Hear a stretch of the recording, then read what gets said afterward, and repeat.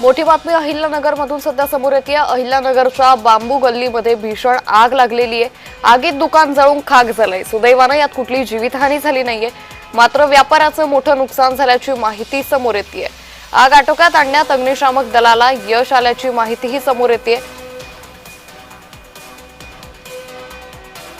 तर अहिल्यानगर महानगरपालिका अग्निशामक दलाला यश आलंय। यामध्ये आगीमुळे दुकान पूर्णपणे जळून खाक झाल्याची माहिती समोर येते।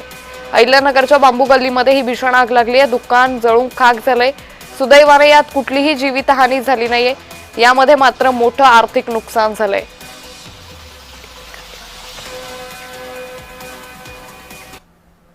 काळा मारुती मंदिरामध्ये जे चंगडी यांची जी जुनी इमारत आहे ती पूर्ण सागवानी इमारत होती। त्या इमारतीला आज सकाळी साधारणतः 6:30-7च्या दरम्यान आग लागली होती।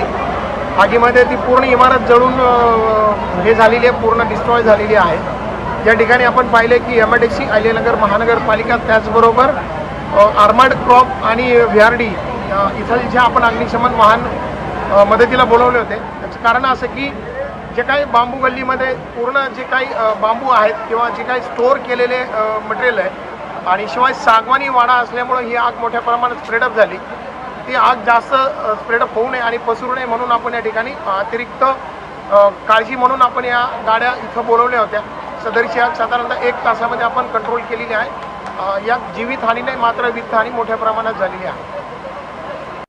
आपण इथं पाहतोय की